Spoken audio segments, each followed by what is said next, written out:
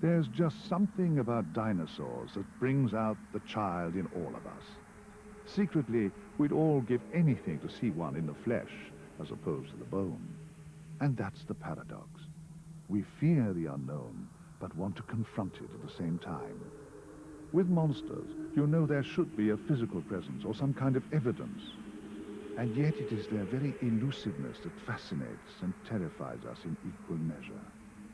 In ancient times, sailors told countless tales of unusual and exotic creatures, often as a way of giving a physical shape to their fears of the unknown depths below. Many of these legends describe creatures that we can now be pretty sure were giant squid.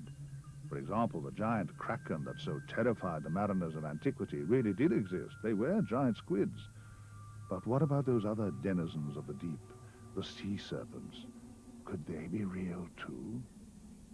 As late as 1917, Royal Navy Captain F.W. Dean reported that he and his entire crew had seen a 60-foot creature with a long, slender neck cavorting in the sea just 90 feet away from their ship.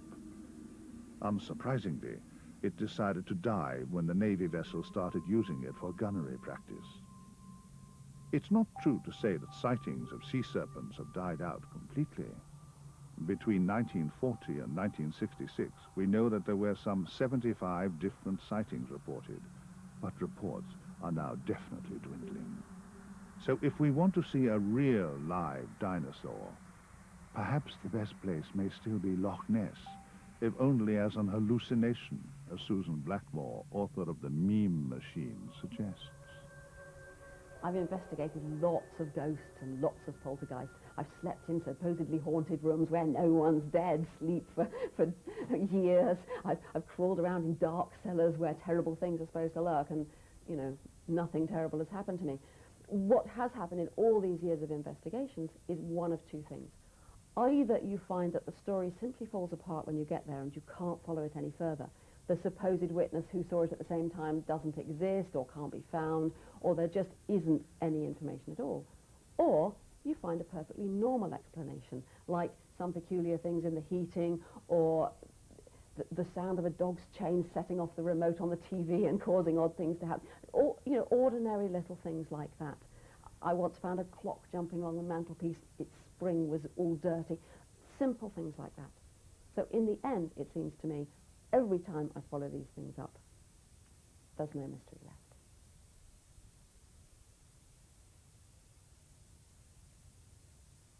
Loch Ness is remote, cold, and 700 feet deep. The water is filled with peat, reducing underwater visibility to just a few feet at best if you descend to any depth. Perfect for a shy monster to hide from prying eyes. The first known sighting of Nessie stretches back to 565 AD and was reported by St. Columba. But it was the so-called surgeon's photograph that really made Nessie a household name back in 1934. More photographs and movie film have followed over the years.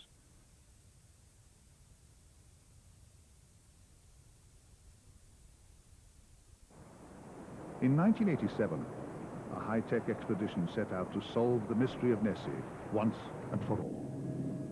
The idea of Operation Deep Scan was to string a line of 19 cabin cruisers across the loch, equipped with sonar and imaging equipment, and then sweep along its length, in effect, producing a moving curtain.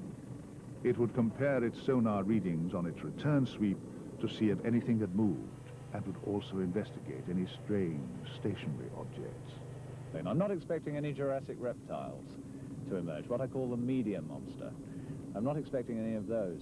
But the contacts that we have up till now could be a fish. They could be a large, very large fish. As the boats assembled, so did the world's press, eager for the big story. There were a number of underwater sonar contacts registered, but they remained tantalizingly inconclusive. Possibly a large fish, but possibly a very much larger fish. Possibly something that would be compatible ultimately with the concept of monster. And so, well, there is something going on in Loch Ness. Each time a sonar contact was reported, there was excitement, but nothing was ever conclusive. Suddenly into the view came quite a large target, was sitting off the bottom by a considerable distance, so it wasn't a bottom target. And then we cut the engines, and it rose up towards the boat. We stopped, it still kept coming up, and we stayed over it as long as we could, and we got a very good picture. It was 480 feet down, too deep for fish. So there was something down there. Operation Deep Scan came and went. For all their high-tech equipment, nothing had been proven or disproven. Think you could do better? A while ago, another high-tech solution was proposed, a mini-sub that could take tourists down into the depths of the loch for a chance to come face-to-face with the monster on the loch floor. The mini-sub stayed at the loch for 2 years, ferrying tourists and occasionally doing some serious work. No one ever saw anything, but the pilot, Alan Whitfield, did claim to have heard some strange noises once. In today's virtual world, though, you no longer need a submarine to explore Loch Ness. Today, you can watch for Nessie live on the internet. One site has a special webcam trained permanently on the loch, and you can join in the hunt from home. Like all other modern gadgets employed to catch Nessie, this one hasn't solved the riddle yet. So log on and join in the search. It can be addictive, but be wary. The only thing monstrous you're likely to see will be your telephone bill. Real or just a meme, it's hard to dislike Nessie. She keeps herself to herself. But there's a new monster on the block, and this one you definitely don't want to meet. It's called Chupacabras, or the goat sucker. Eyewitness descriptions vary, but it's currently terrorizing Puerto Rico and most of South America, striking by night, slaughtering goats and other livestock, and draining their blood through a single or double puncture wound. In 1975, the mysterious animal deaths mounted up. Rumors spread that El Chupacabras was an escapee from hell. Others blamed the American military, who have a strong presence in Puerto Rico. The creature, they said, must be a mutant, a biological experiment which had escaped from the laboratory. These rarely seen pictures are claimed to be genuine photographs of El Chupacabras, taken in 1998 in Mexico. These powerful wings are each 2 to 3 feet long, and if you look closely, you can make out its bird-like head. This thing, whatever it is, stands about 4.5 feet high and is powerfully built. Definitely a creature to keep an eye on through a friendly webcam rather than meeting it in the flesh, or whatever it's made of. Mysterious objects in the sky have been baffling mankind for millennia, from the Bible and ancient Hindu scripture through medieval Europe to the present day. Reports are so widespread that to dismiss them all as pure invention hardly seems credible. Even the most confirmed skeptic will sometimes admit that the people involved saw something. It is the provenance of these unexplained sightings that provokes such divergent opinions. Are they aliens from other planets, visitors from our own future, manifestations of the deepest recesses of our minds, or are they tricks of the natural world? Strange airships plagued America in 1897, and we in Britain were visited in 1909 and 1912. In fact, on October the 12th, 1912, Winston Churchill, then First Lord of the Admiralty, launched what was in effect the world's first UFO inquiry after a large unidentified object was seen flying over the naval dockyards at Sheerness. He found no answers. During World War II, pilots on both sides told stories of being pursued throughout their missions by mysterious balls of light that seemed to be under intelligent control. Pilots called them Foo Fighters.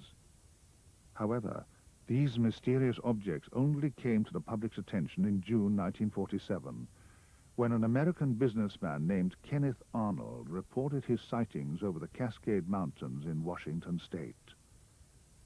The object flew like a saucer would if you skimmed it across water, Arnold said, and the term flying saucer was born. The American Air Force became interested in the new phenomenon very early on.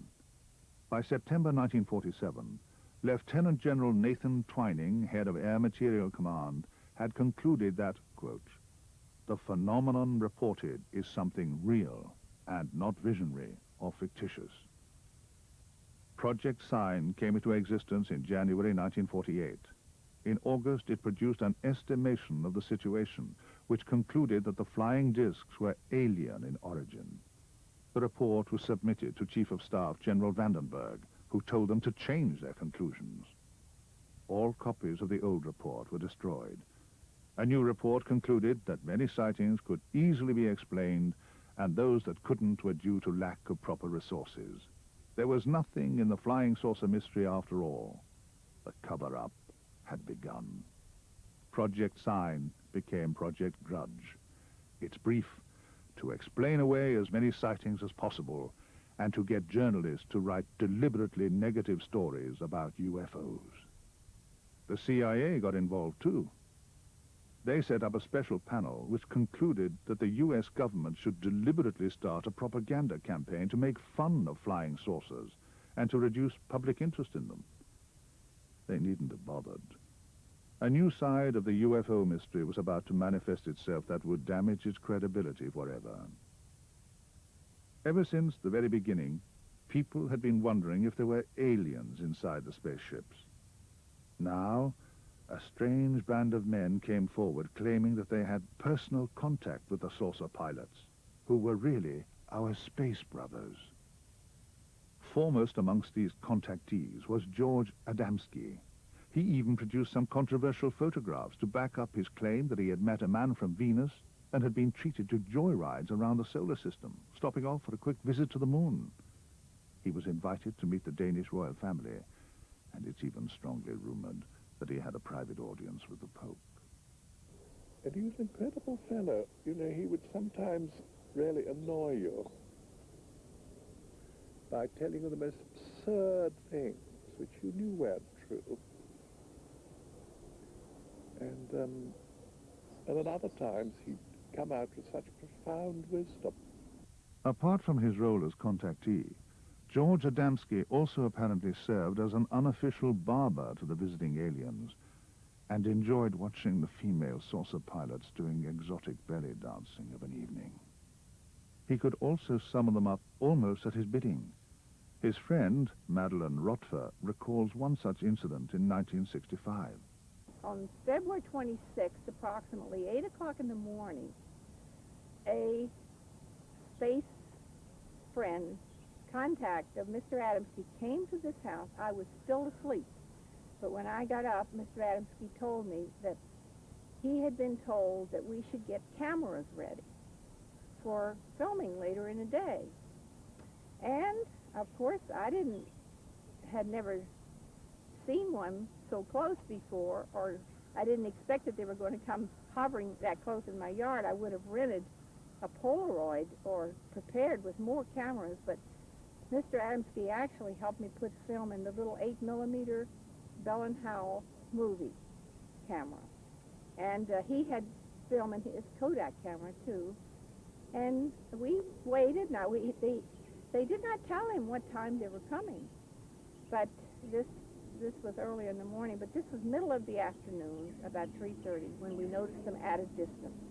And we were at the dining room window looking out, and they came in closer. And by the way, 3 more spacemen came and knocked at the door just before the incident. And Mr. Adamski went, and they told him they said, get your cameras ready, they're coming. Now that is how close he was associated with those people from other planets.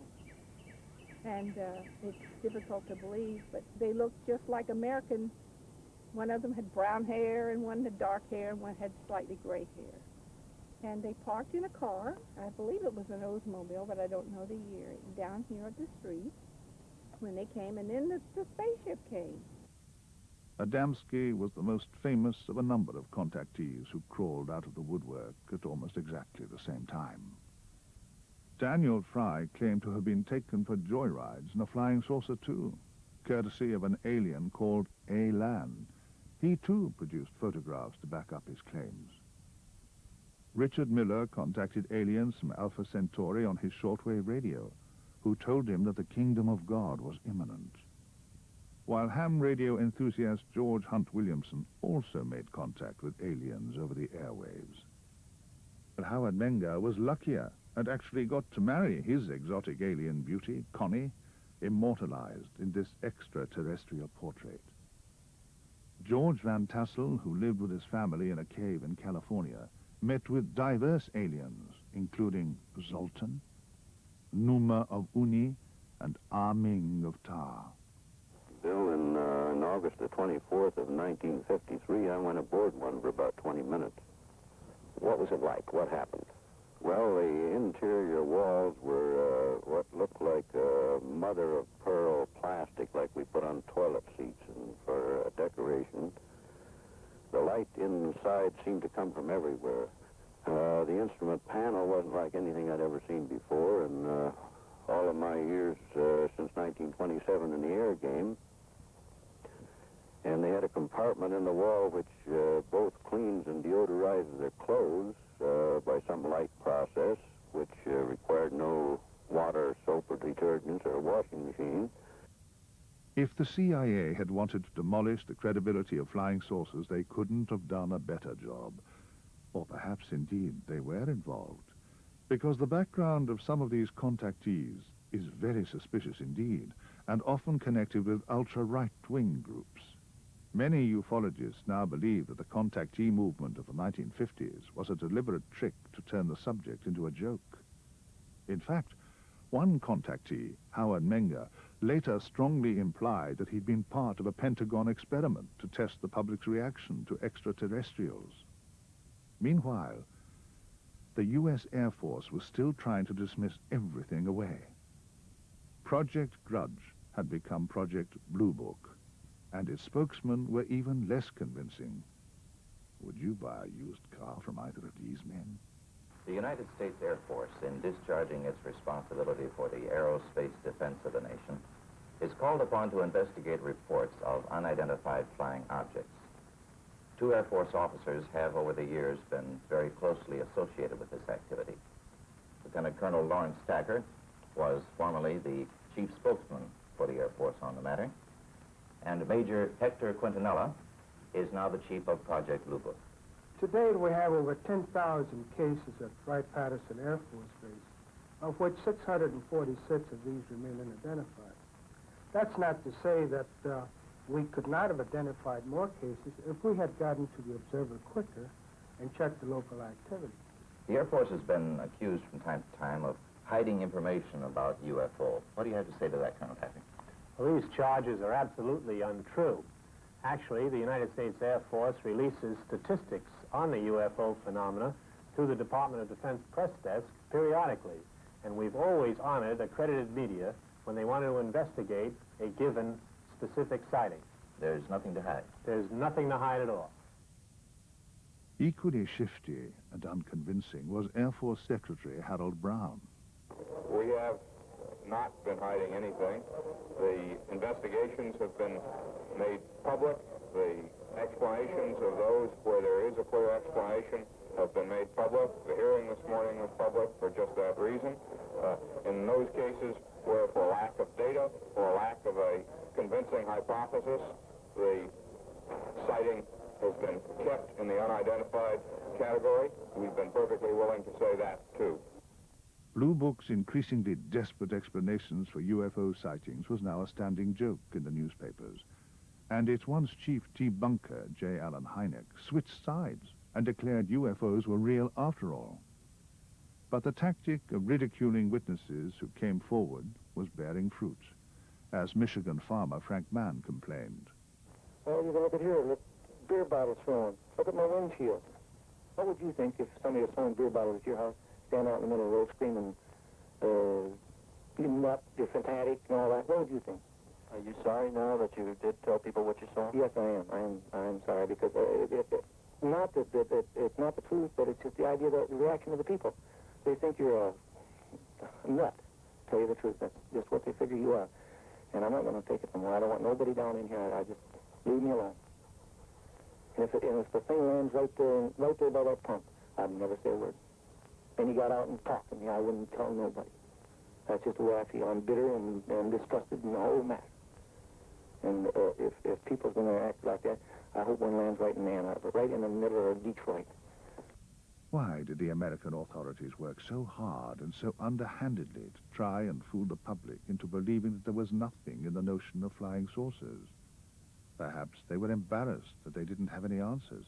Perhaps they were frightened of mass panic. Or perhaps they knew early on that the UFO mystery had certain sinister and potentially very frightening undertones. In September 1967, strange lights had been seen in the skies of Colorado's San Luis Valley. Then, a horse-named lady was found dead on a ranch. Her neck and head completely stripped of flesh, her abdominal, brain, and spinal cavities completely cleaned out with surgical precision. There were strange markings on the ground and flattened bushes, as if something heavy had landed nearby. A Geiger counter detected unusual levels of radiation, but no blood and no footprints to be seen. When the story of Lady's mysterious death hit the headlines, dozens of other ranchers came forward speaking of mysterious animal mutilations in connection with UFO sightings. Emmy Award-winning journalist Linda Moulton Howe began to investigate and uncovered a common pattern. Being found with this strange pattern of bloodless excisions, where an ear is taken, eye is taken, a circle of flesh is taken around the eye as if you took a compass and drew a circle and took everything out. Usually, back then, it was one half of the same side of the face is removed to the bone. There's no tissue left on the bone, which is impossible from a veterinarian's point of view. You can only boil off cartilage. The tongue was removed in most of these animals deep in the throat. And what a lot of people didn't realize, because veterinarians didn't report it publicly, is that the trachea and the esophagus would be taken usually about 8 inches. The genitals, male or female, would be removed for most cases hide deep only. The lumen tissue, the white tissue that covered the muscle, would still be there, but the genitals would be removed, an udder in a female, and the penis and the scrotum in the male. A hole usually 4 to 6 inches wide and penetrating 14 inches deep into the rear of the animal. In a female, usually the vaginal area was also included, with no blood and usually no fluid, no tracks around the animal, even on wet sand, meaning the animal is lying with all of this pattern of excisions, and there's no signs of a death struggle, and there are no signs of how the animal got to where it's lying down.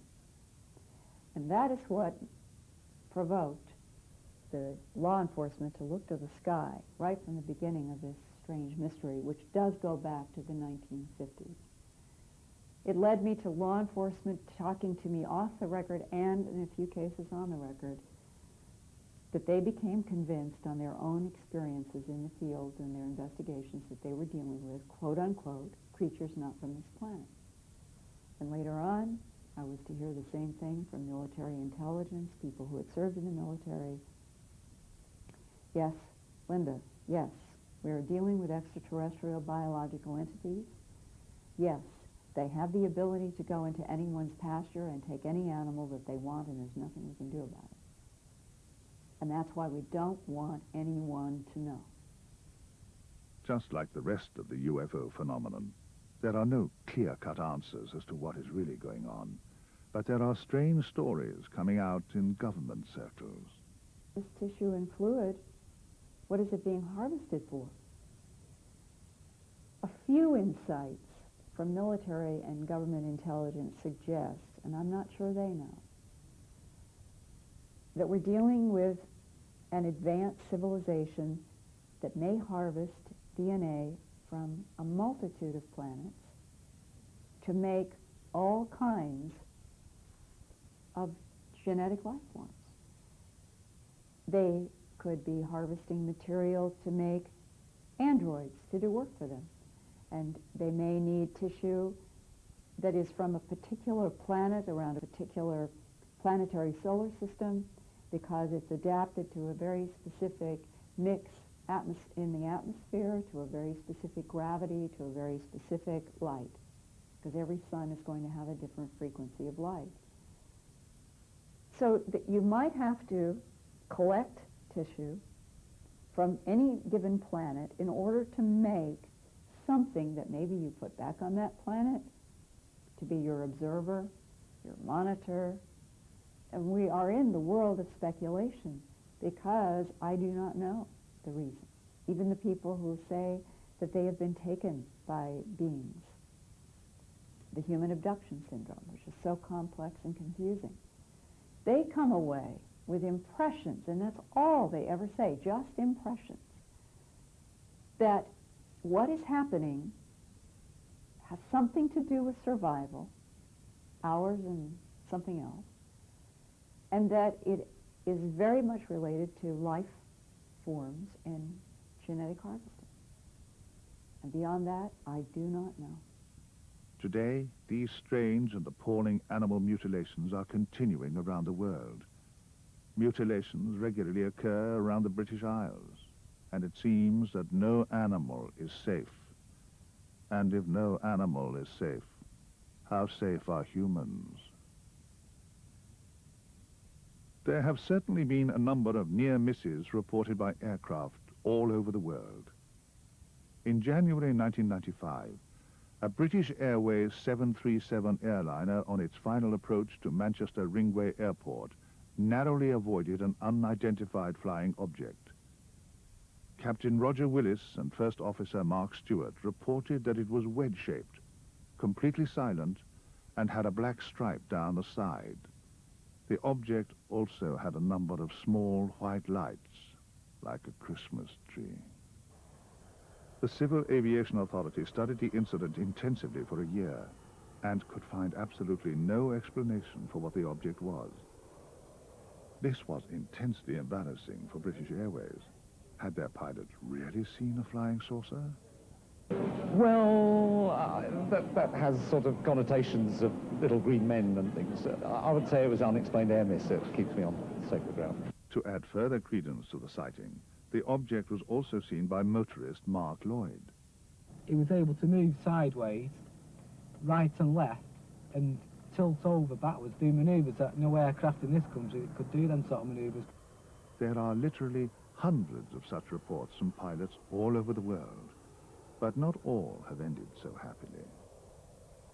On the 7th of January 1948, Captain Thomas Mantell was supervising a flight of 4 P-51 Mustangs when he was called to take a closer look at a glowing cigar-shaped UFO that had appeared over Goodman Field in Kentucky.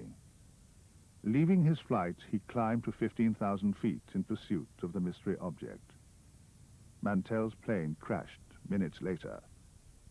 There are rumors that there was no blood found in the cockpit or inside the body of the unfortunate pilot. Just rumors, mind you. In 1978, Frederick Valentich vanished in his Cessna 182 light aircraft after encountering an unknown aircraft off the Australian coast. His last words, "It's not an aircraft, it's..." and then silence. Neither pilot nor plane have ever been found. In 1997, an extraordinary book called The Day After Roswell was published. Its author was ex-Army intelligence officer Colonel Philip J. Corso.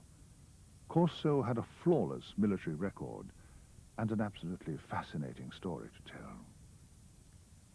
He said that there had indeed been a cover-up about UFOs at the highest level, and that he was ready to tell the truth. There really had been a UFO crash at Roswell back in 1947. He had seen the body of a dead alien, and there was no mistaking what it was. More intriguing still, he had been in charge of taking the alien technology found on board the crashed Roswell UFO and secretly delivering it to top U.S. technology companies, including IBM and the Hughes Aircraft Corporation. Although most of the technology was well beyond human understanding, Corso claimed it inspired our development of integrated circuits, fiber optics, and lasers. If Corso is to be believed, we are also unofficially and very secretly at war with another world, fighting against a race of biological robots who are mutilating our animals in their fields. Philip J. Corso told me before he died that he had read highly classified documents in the Eisenhower administration while he was working for General Arthur Trudeau and for the Eisenhower administration about the unusual bloodless deaths of animals around the world by what the government of the United States was afraid were extraterrestrial biological entities. Worse, these creatures were also kidnapping people in ever-growing numbers. It seems we know very little about who they are or what they're up to, but we certainly don't want them here. Corso claimed that Reagan's Star Wars initiative was not really an anti-Soviet missile shield at all, but a high-tech weaponry secretly designed to destroy UFOs. It was this growing threat from space that finally drew Reagan and Gorbachev together and ended the Cold War, he claimed. Corso's shocking claims were virtually ignored and went unchallenged. He died shortly afterwards, but not before signing a sworn affidavit to the effect that everything he had said was true. But is it? Can these claims possibly be substantiated? Support for at least some of his claims comes from a most unexpected source, film footage shot from the Space Shuttle Discovery in September 1991. This footage appears to show a UFO in outer space avoiding some kind of a missile or beam fired at it from Earth. Let's watch that again in slow motion. NASA says that these objects are nothing more than tiny ice crystals. A physicist from the University of Nebraska, Dr. Jack Kasher, who was also a consultant at NASA, has subjected this unique footage to intense analysis and draws some very startling conclusions. If you find that footage incredible, brace yourself for the film footage you're about to see, all shot by NASA shuttle crews on official missions in space. Graham Birdsell, editor of UFO Magazine, and Russell Callahan think that here they may just have found the smoking gun of ufology. It was that particular sequence of footage from space, shot by the shuttle crew on the 15th of September 1991, that not only alerted people such as myself within the UFO community, but others who had a tenuous interest, if you will, in anomalous activity allegedly being shot by shuttle astronauts up there, not least of whom was a former cable TV station manager by the name of Martin Stubbs from Vancouver in Canada, who, thanks to the auspices of his position and a generous manager in charge of the whole operation, literally loaned him the use of that station's satellite facilities to record over a period of 5 years some 2,500 hours of NASA transmissions via, of course, NASA's own downlink. And thankfully, during the summer of 1999, Martin came across a copy of our magazine at a newsstand in Vancouver, in which we'd done a piece about similar kinds of anomalous activity being shot by space shuttle astronauts in preceding years. He contacted me, he told me what he'd done. The only way to qualify all of that was to organise somebody to travel out to Vancouver, and we got my colleague Russell Callahan to do precisely that. Once Russell returned to this country with a hefty amount of material gleaned from these original recordings, all meticulously logged, it has to be said, then I really did begin to think that we were onto something that would be challenging not just to people within the UFO community, but to scientists in general, something that would be absolutely spellbinding at times. And amidst all of this extraordinary footage came one particular sequence from STS-75 mission, which was deploying a tethered satellite that particularly intrigued my video analyst and colleague here, Russell Callahan. Yeah, STS-75 is an intriguing sequence in itself. On the screen right now, we can see a 12.5-mile long deployment, if you like, of the satellite attached to the shuttlecraft. The unfortunate thing is at this point, we see that the tether, a $100 million experiment, actually breaks, and NASA lose the hardware.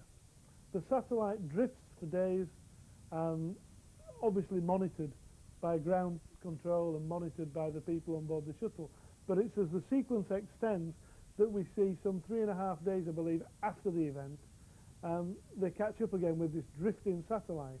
Let's remember it's generating electricity from solar arrays. It doesn't need to be connected to the shuttle to do what it does. So this cable, 12.5 miles long, is probably still charged and discharging electricity.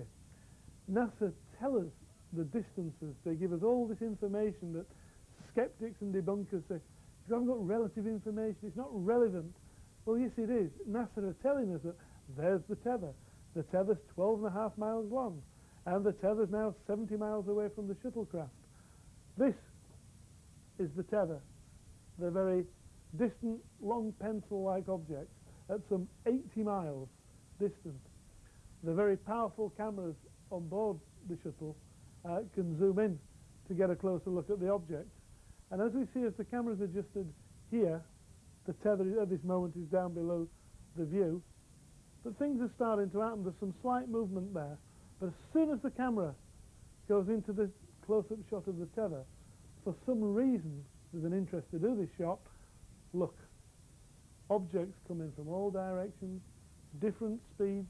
If we look very closely, we seem to see these things avoid each other, almost changing course. Now, skeptics and debunkers alike, people who have debated us on this have said it's nothing more than tiny specks of dust, tiny specks of ice hanging close by to the shuttle.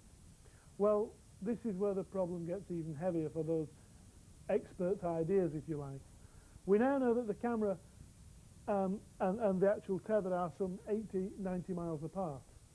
And we can clearly see here that some of this tiny debris, remember this thing's 12.5 miles long, and some of this tiny debris that's supposed to be so close to the camera That's supposed to be debris. actually appears to pass behind the tether. There we go. And the tether, 12 miles long, if it's behind, we can get sort of a minimum idea of how big these things are. And I think the answer to that is huge. Now, if this is just ice, how much does the water weigh to create an ice crystal that's, you know, half a mile wide, for instance? How would you lift that off the ground? Impossible. Questions that we've posed to people, to the experts, who all of a sudden seem to have gone a little bit quiet on the fact that this isn't an optical illusion as we're being offered, because we have no other answer. People seem to be suggesting they can't accept that something's happening in space, 80 miles away from a camera, with objects that appear to be half a mile wide. It's got to be something else. Well, we say no, this is a real event and this is a real object. We're absolutely convinced that objects can clearly, demonstratively be seen passing behind that tether. What they are, haven't a clue. But let's just follow the argument put forward by the skeptics and the debunkers that these things are just a few feet, a few meters away, and they're debris and all that kind of stuff. Now, with the best will in the world, I have yet, in all my years of experience, seen anything remotely resembling this swarm of activity, which to me also looks like pond life almost, going at all directions of the compass. I mean, we're talking about the vacuum of space here, for God's sake. You know, if it's ice crystals, if it's the sun, it's got to come from this way, it's got to come from that way, but they've got to go one way or t'other. We don't see the camera move to any great extent when all this is happening. We do see it at times, but I ask you, how can you have it moving north, south, east, west, different directions and the like in the vacuum of space? It makes absolutely no sense to me, and I've challenged anyone in the skeptical and debunking community to please produce a single sequence of footage like the so-called swarm of spheres that we see around the tethered satellite, and I will shut up. They can't do it because it's unique. There are numerous sequences within the NASA transmissions that are quite extraordinary. We've had examples that we'll see later of anomalous spheres in and around the Mir space station. But this particular sequence that we obtained from a very good researcher in Italy came from the Russian Space Agency itself. There was a news cruise there, and they were focusing on interviews and general shots of the control room when the cameraman began to notice something quite extraordinary on the screen, and Russell was among the first to pick up on the anomalous spheres that he actually filmed, as we can see, on the 18th of November 1995. What we saw was the Mir space station again being surrounded by this strange activity. Anomalous is a word that we use many times in this story, if you like, but that's exactly what it is. It's something that for a layman shouldn't be there. The beauty about this footage is that we've got the Russian angle, and we can also show you the exact same sequence that was recorded by Martin Stubbs from NASA's own downlink. So the two correlate together, and again, for our skeptical people say, well, the Russians did a hoax, they wanted a little bit of notoriety for themselves. That's also out of the window. But we do have many, many sequences involving the Mir, and again, we have come against this brick wall from researchers and NASA, where people have gone to NASA and said, can we please see the sequences of the STS-84 Mir docking, undocking? It's just not available. And that's the sequence that we're going to see now from the STS-84 mission, again involving the Mir, and Russell, I'm sure, will highlight again, some anomalous movements that we can't explain. So one of the intriguing sequences within STS-84 that's been suggested it was a fleck of paint. Well, let's see if we can impress on people that possibly that's not the right way to go when we're talking about activity like this out in space.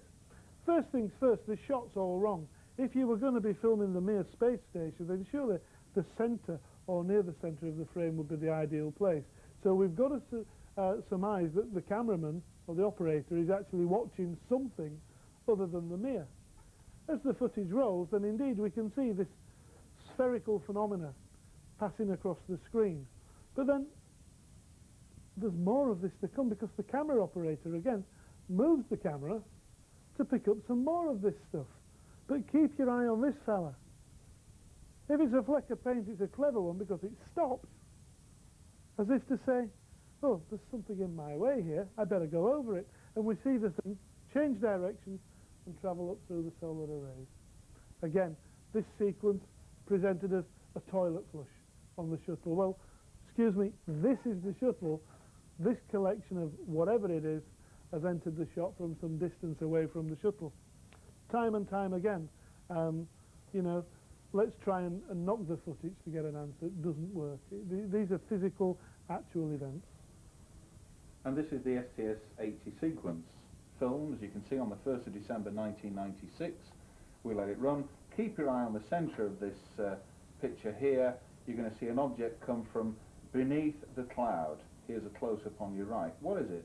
This great big ice crystal. If it is an ice crystal, it's as big as a lake, if not bigger. But there are other weird and wonderful things happening. Look at these spheres down here. Now, if these are ice crystals, why are the shuttle astronauts on board zooming in to take a close look at what, to all intents and purposes, appears to be a triangular formation? And here, same STS-80 mission, the lights of Sao Paulo, Brazil. Watch what comes up here. Here's a close-up. Is it a missile? Well, it's certainly not a meteor, because meteors do not originate on Earth and go out into space. I'm sorry, it doesn't stand up at all. Another intriguing sequence from the 2,500 hours that Martin Stubbs collated over that 5-year period is this one. As we see in the top right-hand corner of the screen, a sort of semi-transparent but sphere-like object. If we let the tape run, this thing seems to be crossing very close by to the shuttle. But we need to concentrate at this point and watch the object as it goes deeper and deeper towards the Earth's atmosphere. If it was an ice crystal or a little piece of debris, you would expect as it hit the atmosphere, it will burn up and be gone within seconds. We are talking about tiny little things here, according to the experts. what we see is the object actually start to flare up as it gets to what we can assume is close to the Earth's atmosphere. But it's not on its own here. There are other objects overexposed to the camera at the moment because there's some very bright light. We'll say the sunlight's actually reflecting off what's happening. It's causing the camera problems to resolve the image. But as the shuttle moves into darkness and sort of closes the aperture down a little bit, mechanically if you like, these things become far more apparent. Now if that was a unique one-off event, then fine, we can look at the debris. But keep watching the screen, folks, because lo and behold, in another direction, here comes another one. And it seems now, as we see as the shuttle's travelled out of the daylight and coming into dusk, that these objects are all very similar, but seem to be taking up a position close by to the shuttle. It almost looks like a formation is being formed. Now, is this the sort of thing that people have been seeing from the ground and recording in the skies above Mexico City? Another question to be answered. I think anybody looking at this material will concur with us, for the most part, that it is, as we believe, newsworthy material. When you have scientists who literally fall off a chair looking at some sequences, you know you've got something. If these tapes uncovered by UFO Magazine are what they appear to be, and no one has successfully explained them away, then something is definitely out there. But what is their intention? In October 1957, this man, Antonio Villas-Boas, claimed to have been dragged into a flying saucer, subjected to medical experiments, and then forced to mate with a strangely disfigured woman who made barking sounds like an animal. Later, doctors found that he was suffering from mild radiation sickness, not the easiest thing to contract when you're a rural farmer in Brazil. Then in 1961, an American couple, Betty and Barney Hill, claimed that they'd been abducted by aliens and subjected to strange tests on their reproductive organs. It was not until 1987, though, that the proverbial dam broke with the publication of Communion by Whitley Strieber, claiming that he had been abducted by strange creatures and subjected to medical experiments of a sexual nature. The Greys were here, and they wanted your babies. Now hundreds, perhaps thousands, came forward to say that they too had been abducted. Witnesses would describe being snatched from their beds in the dead of night, or having their cars stopped by UFOs on lonely roads and being spirited away to a spaceship. Here, they would be subjected to all kinds of strange and painful tests, usually involving their reproductive organs. Virtually all witnesses claimed they'd also been secretly implanted with a strange device during the procedure. Often, but not always, witnesses would describe the entities as grey in color, small and bald, with huge black eyes. The abduction phenomenon, as it has come to be known, has split ufologists down the middle. To some, this is it, the final answer to the UFO mystery. Others believe that it's nothing more than hysteria and mental illness, with perhaps a few demonic creatures thrown in for good measure. Ufologists specializing in abduction cases like Dr. David Jacobs and Bud Hopkins claim that the creatures are harvesting our genetic material during these abductions and using it to produce hybrid babies, half alien, half human, a breeding program. If all that sounds like a nightmare, then perhaps it is. Dr. Susan Blackmore, reader in psychology at the University of the West, thinks that the whole thing can be dismissed pretty much as something called sleep paralysis, a completely natural phenomenon. Sleep paralysis is very common. Something like 40% of people have it. And what happens is the mechanism that keeps sleeping and waking apart in some way breaks down. So you're kind of hovering between sleeping and waking. Now, when you're dreaming, in normal dreaming sleep, your whole body is paralyzed so that you don't act out your dreams. And what happens in sleep paralysis is that you've still got that paralysis, but you are partly awake and you can look around and think about what's going on. There's a mixture of features going on in sleep paralysis. First of all, we know pretty well what the common features are. I've collected hundreds of cases of sleep paralysis, and the common features are the sense of a malign presence, something nasty is there, whether you can see it or not. The creepy, crawly feelings of something touching your arms, so on. The feeling of not being able to breathe. Now, all of those we can understand quite well in physiological terms. Your bodily muscles are paralyzed. Your breathing isn't paralyzed, but you don't have voluntary control. So once you start trying to control your breathing, you can't, and then you panic. Actually, if you don't panic, fine. The pressure on the chest comes from the paralysis. The sense of presence, this awful feeling there's somebody there, we think comes from activity in the temporal lobes here above the ears. What's then interesting is that in different cultures, the details vary. You always get those common features, but the details of the creature vary. So I think what's happening is there's the same physiology, whoever you are, this, you know, paralyzed, frightened, so on. But then what springs to mind? If you're a Newfoundlander and Newfies, they're called, and you know about the old hag, then you will see the old hag. That's the story that comes to mind. And once you visualize that in this half-dreaming state with your mind so ready to hallucinate, that's what you'll see. If you live in a Western country and you've been watching the X-Files and you've been to the films, you will see the 4-foot-high aliens with slanty eyes. If you are in a country where they have the Papa Barber, that's what you will see. You will dress the creature up in the myth that you have got used to in your own culture. I can't possibly prove that all alien abductions are sleep paralysis, but I think a lot of them undoubtedly are. Is it all in the mind? UFO Magazine editor Graham Birdsall strongly disagrees. Well, I have a great deal of respect for anyone from the professional, medical and scientific community who offers their input into subjects as diverse and as mystifying as abductions from aliens. I have yet to see any support, peer-reviewed support, for the temporal lobe, sleep paralysis hypothesis put forward by Dr. Blackmore. That being said, one can only go on past experience. I've never myself experienced an abduction, thank God.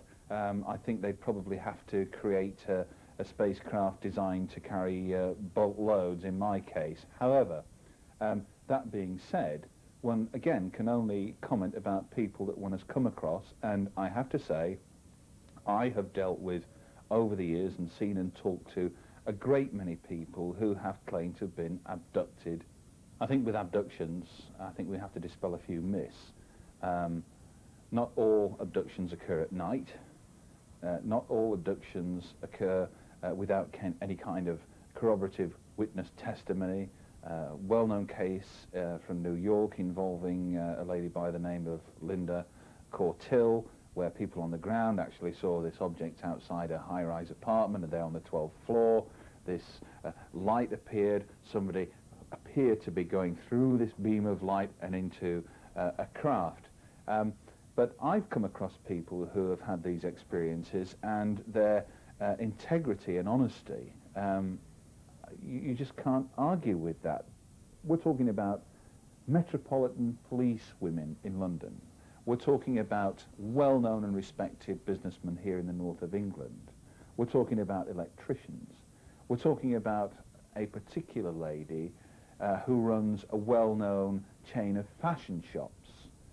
Why would these people come to people like me and others to recount these extraordinary, bizarre stories unless they felt within themselves that what they were recounting actually happened?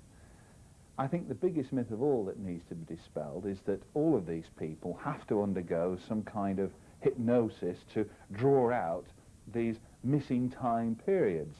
Bud Hopkins is the world's greatest researcher on abductions, and when he was over here in the UK barely a couple of years ago, I meet him quite regularly, he made the point that actually only about 25 to 30% of the people who come along to see him require any kind of regressive hypnosis at all. The rest patently remember what happened. They're frightened by what happened, they're disturbed by what happened. Is it aliens? Is it some kind of military experiment that we're not aware of? Who knows? But in all honesty, I think that of all the people that I've come across who has told their cases in classic fashion, very, very rarely do they budge from their story at all. Whether it's a police officer back in 1980 being abducted by aliens, whether it's a forestry worker in the United States being abducted by aliens, or whoever, they all tell the same story years on in.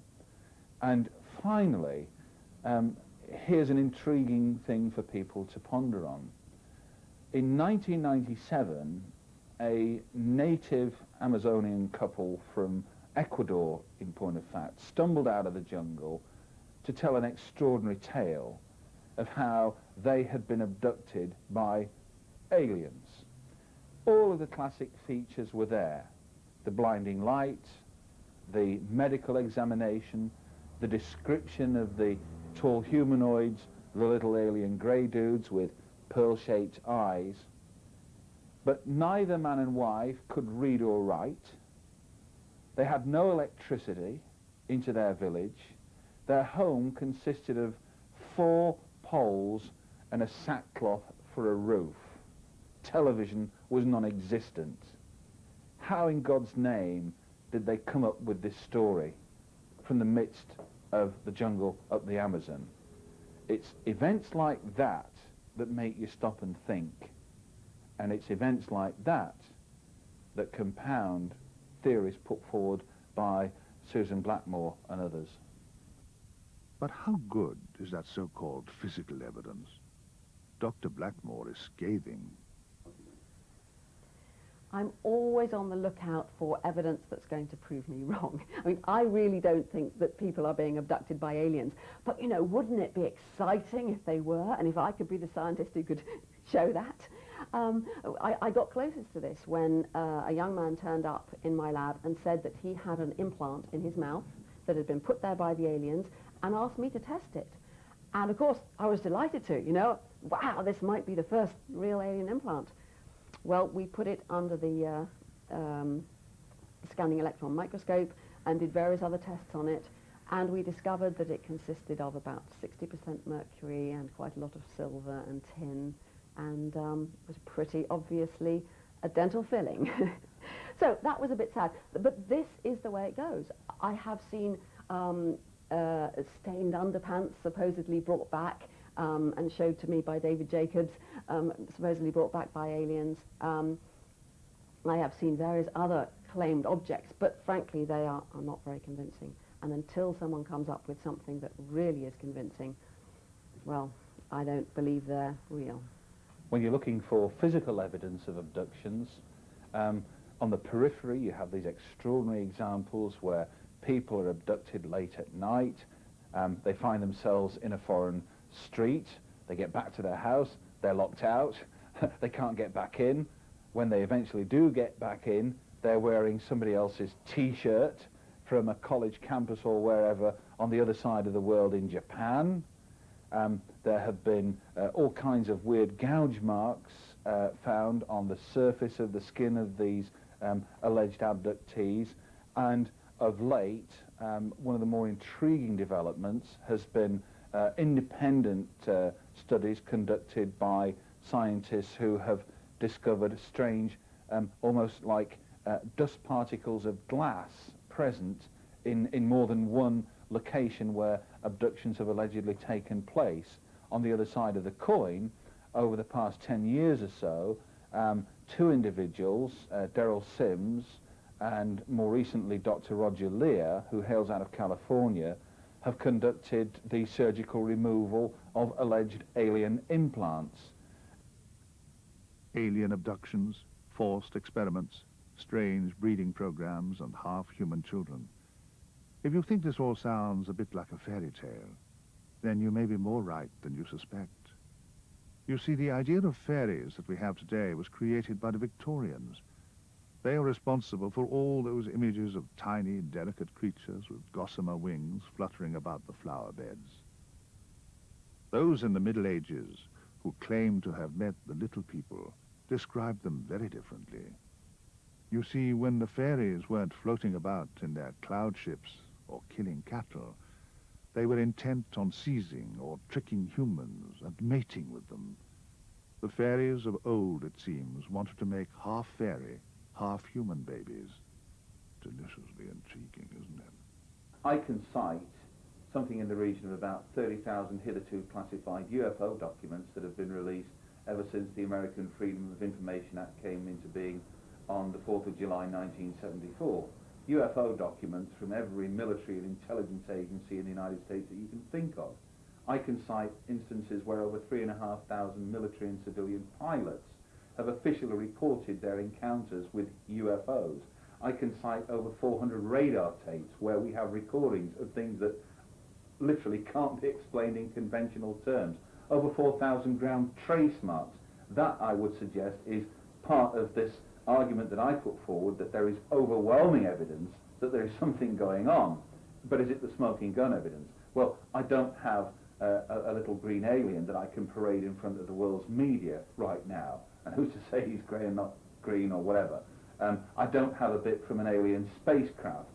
But what I do have, I believe, along with the rest of those of us who are of my ilk, is this compelling evidence that there is something there to all of this phenomena that is not and cannot simply be dismissed as hallucinations and all the rest of it. And with the NASA material, while, for instance, in Mexico alone, there are over 10,000 hours of amateur UFO footage that's been compiled since the eclipse of July 1991. So in less than a decade, 10,000 hours. My God, we have hundreds of hours that's been shot from here in the UK as well.